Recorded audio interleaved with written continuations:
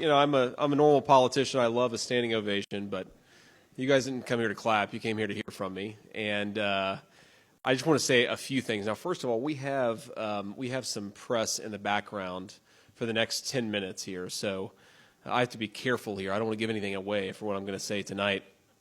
I joke with the president that I'm very excited about this evening, and I don't plan to screw it up. But if I do, it's too late. He made the pick, right?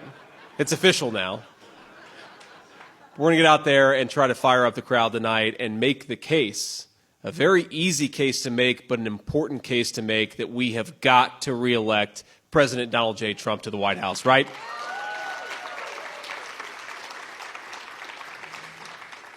Now, what I'll do here is talk a little bit about what is at stake in this election. I'll talk a little bit about what I'm going to try to do as his running mate, and I'll talk a little bit about why the Biden presidency has been such a complete failure. But what I'll do after my remarks actually is try to take some photos and hang out. If you've got anything you want me to sign. You guys are going to hear me speak tonight for a much longer time than you're going to hear me speak today, and I'd like to get and actually visit with you a little bit. So hopefully you're ready, because I'd love to just talk with people and answer some questions and take some photos. But I keep on thinking to myself, what's the best way? And this is part of what I've been going through as I think about what I'm going to say tonight. What is the best way to articulate why it is that reelecting President Trump is so important?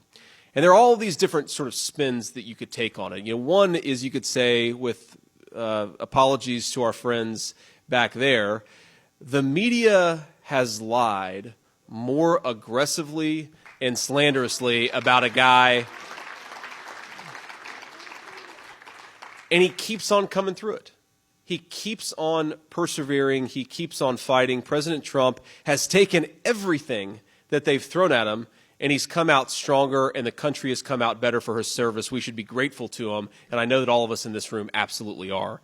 But, it's the way that we saw that, the contrast between the lie that the media tells about President Trump and the man that all of us actually know. Of course, we saw it in really, really stark definition on Saturday.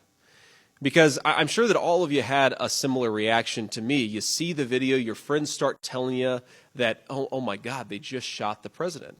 And then when I first saw the clip, I was worried. You saw him go down, and I didn't know what was going on afterwards. I was so terrified that we had just lost a great president, but it would be an unbelievably terrible thing for our country in that moment in time. I was just so afraid for him and so afraid for our country. And then, of course, he stands up a minute later, after they shot him. They literally shot him. And he raises his fist in the air, and he says, "Fight, fight, fight." He fires up the crowd. But this is where the media was really dishonest, and I think they really miss what the man is made of, because after he literally got shot, came within millimeters of losing his life in the service of this country, what did he do?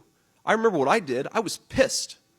As soon as I knew he was okay, I felt relief, and then I was like, I cannot believe an assassin tried to take down the President of the United States. I was mad about it. Was he mad and angry? He called for national unity.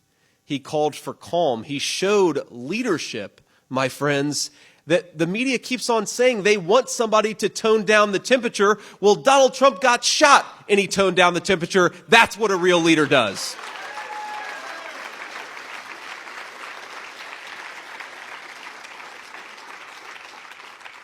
There's another spin on the contrast, again, between Joe Biden and Donald Trump that I think it's important to take on.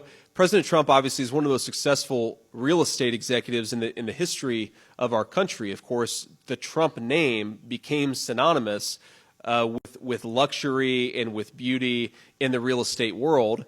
And Joe Biden, of course, likes to pretend that he's just Scranton Joe. I don't think Joe Biden knows much about what he is or isn't these days.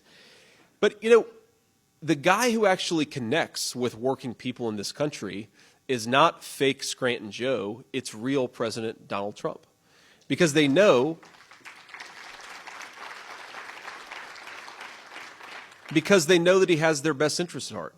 They know that when he was president for 4 years, groceries and gas and energy and housing were actually affordable to a normal person in this country. And after 4 years of the Biden administration, the basic trappings of a good middle-class life have become less and less attainable. In my home state of Ohio, the average Ohio family is about $10,000 poorer than they were 4 years ago.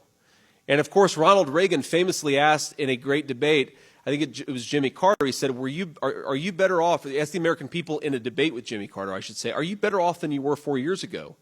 And I wasn't alive when he asked that question, but I know millions of Ohio families who would answer that question with a resounding no.